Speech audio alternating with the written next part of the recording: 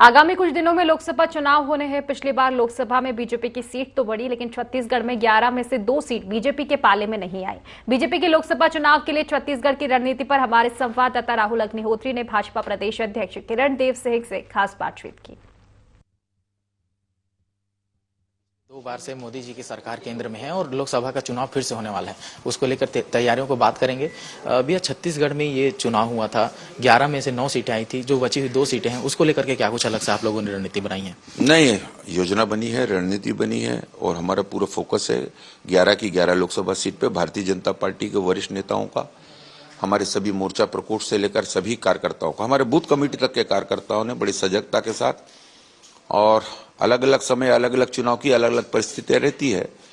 हम लगातार 9 से 10, 9-10 ऐसी सीट जीतते रहे हैं छत्तीसगढ़ लोकसभा की दृष्टि से। 11 की 11 सीट जीतने का लक्ष्य लेकर भारतीय जनता पार्टी चल रही है और स्वाभाविक रूप से, और जो 2 लोकसभा हमसे पिछली बार छूट गई थी और उसको भी हम अपने इस विजय अभियान में सम्मिलित करते हुए 11 की 11 लोकसभा सीट जीतकर इस दिशा में काम भी कर रहे हैं। आदरणीय राष्ट्रीय अध्यक्ष जी को, आदरणीय प्रधानमंत्री जी को हम भेंट करेंगे। नितिन नवीन आज छत्तीसगढ़ आ रहे हैं, कुछ महत्वपूर्ण बैठक होने वाले हैं, क्या कुछ निष्कर्ष निकल सकता है? लोकसभा के लिए क्या रणनीति जो है वो तैयार कर सकते हैं? आदरणीय हमारे चुनाव प्रभारी जी और संगठन के प्रभारी नितिन नवीन जी, आदरणीय कैबिनेट मंत्री अभी बिहार शासन में फिर वो बने हुए हैं। उसके बाद बीच में उनका प्रवास लगातार चल रहा है, 2-3 दिन के अंतराल के बाद उनका पुनः प्रवास छत्तीसगढ़ का रहता है। उन्होंने फोकस करके रखा है और पूरे छत्तीसगढ़ में अलग अलग क्षेत्रों में हमारे सभी वरिष्ठ नेताओं का जाना हो रहा है। इसी क्रम में आज उनका विभिन्न क्लस्टरों के विभागशः बैठकों का क्रम बना हुआ है। लगातार 3 दिन प्रवास में रहेंगे अलग अलग लोकसभा क्षेत्रों में। बस्तर संभाग में भी आदरणीय अजय जामवाल जी, हमारे क्षेत्रीय संगठन महामंत्री, और आदरणीय पवन साय जी, प्रदेश महामंत्री संगठन, उनका प्रवास है 3 दिन का।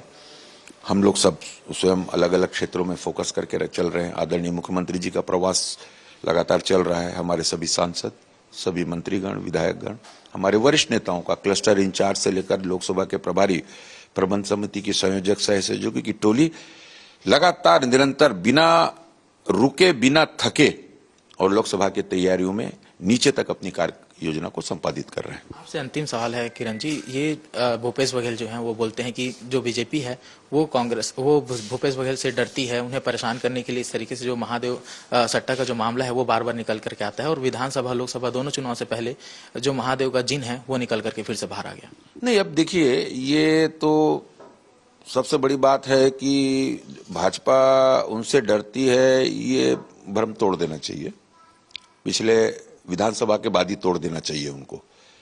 दूसरा ये है कि पहले 5 सीट और जो बची हुई है उस पर चिंतन मंथन करके पहले वो कर ले, उसके बाद भारतीय जनता पार्टी पर टिप्पणी करें। मेरा स्वभाव में मैं कभी टिप्पणी नहीं करता, उनके संगठन का काम है, उनको करना चाहिए, वो जाने। लेकिन अब महादेव ऐप का मामला हो तो इस तरीके से अगर उनकी संलिप्तता उसमें नहीं है तो फिर डर कैसा?